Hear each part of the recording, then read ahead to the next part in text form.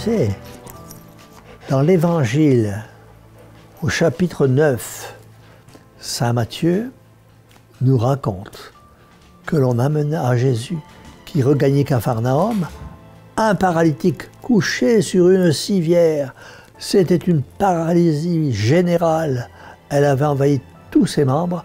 On peut même supposer que la langue elle-même avait été atteinte, car l'Évangile ne dit pas que le malade ait formulé une demande pour implorer sa guérison. Cloué sur son grabat, il n'avait que la mort à attendre. C'est grâce au secours que voulut bien lui donner 4 porteurs, des porteurs charitables, qui voulaient fermement sa guérison, qu'ils firent l'impossible jusqu'à passer par le toit pour demander à Jésus sa guérison. Son âme avait besoin aussi d'une guérison. Le récit de l'Évangile ne permet pas d'en douter, et le malade le savait bien. Mais on était loin de supposer que celui à qui l'on s'adressait avait non seulement le pouvoir de guérir les corps, mais encore de guérir les âmes. Et Jésus commence par la guérison spirituelle. Ce n'était pas ce que l'on attendait. Aussi grande fut la surprise quand on entendit prononcer ces étonnantes paroles. « Mon fils, aie confiance, tes péchés te sont remis. » Jésus nous apprend par là que toujours la vie de l'âme doit être préférée à celle du corps. Et le premier des mots dont nous devons demander la délivrance, c'est le péché. Or, nous savons que le pouvoir de remettre les péchés n'appartient qu'à Dieu seul. Car si le péché est un outrage fait à la majesté divine, cette majesté seule a le pouvoir de le pardonner. Et les docteurs de la loi et les pharisiens qui suivaient Jésus ne l'ignoraient pas. Mais maintenant, à n'en pas douter, le thaumaturge peut être plus que thaumaturge et se donne devant tous des attributs divins. Et devant cette déclaration, Jésus, qui lisait dans les âmes, voyait bien ce murmure intérieur. Que dit cet homme? Qui donc peut remettre les péchés sinon Dieu? Voilà un imposteur qui prétend les remettre lui-même. C'est un blasphémateur. Et les docteurs et les pharisiens ruminaient tout cela dans leur cœur. Mais avant qu'ils aient pu sortir de telles paroles, Jésus va prouver sa divinité. Il prouvera que sans blasphémer, il peut s'attribuer le pouvoir de remettre les péchés. Et puisque les docteurs de la loi pensent très justement que ce pouvoir n'appartient qu'à Dieu seul, s'ils veulent être logiques, ils devront conclure que Jésus est Dieu lui-même. Par le miracle même qui lui a été demandé et que le monde attend, Jésus le prouvera. Jésus les invite à réfléchir. Il leur pose cette question. Quel est le plus facile de dire? Tes péchés te sont remis, ou de dire lève-toi et marche. C'était leur demander, il y a la difficulté à remettre les péchés, ou de guérir par une simple parole. Mais les docteurs de la loi gardèrent le silence, et devant ces silencieux obscurs, ou bien Jésus guérira à l'instant le paralytique, et alors il sera démontré qu'il n'aura point menti en s'attribuant le pouvoir de remettre les péchés.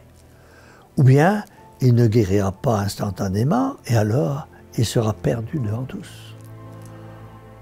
On aura raison de le traiter d'imposteur et de blasphémateur. Nous voyons dans cette foule qui entoure Jésus ses ennemis, qui voudraient le voir faire un faux pas. Ils étudient tout ce qu'il dit et tout ce qu'il fait. Ils veulent prouver que c'est un menteur et un blasphémateur. Alors, c'était l'instant solennel où allait se faire dans les cœurs bien disposés la rencontre de la raison qui constate et de la foi qui accepte sans voir. Alors, qu'allait-il faire le Sauveur? Mes amis, tandis que toute assistance attend, en silence.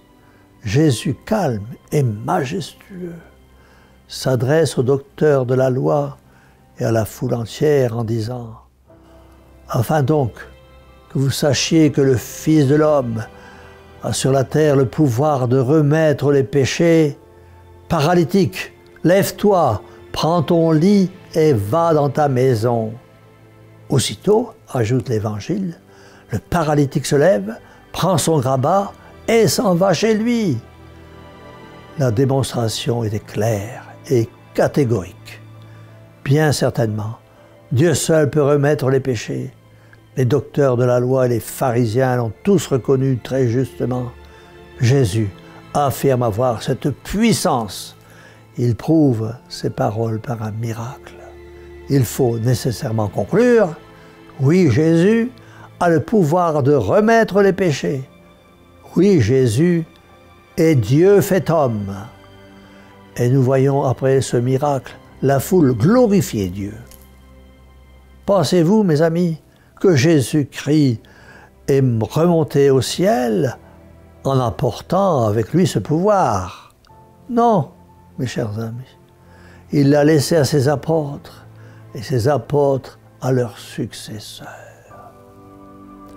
Et aussi peuvent dire à de misérables pécheurs, « Mon fils, aie confiance, tes péchés te sont remis. » Les évêques et les prêtres, successeurs des apôtres, ont ce pouvoir de vous pardonner vos péchés.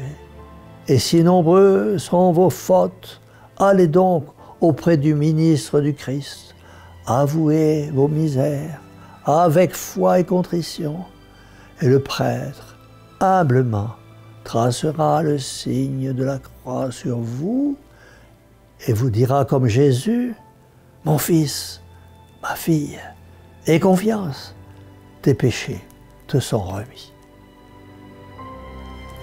Et si vous avez des difficultés à approcher du sacrement de pénitence, nous pouvons le comprendre.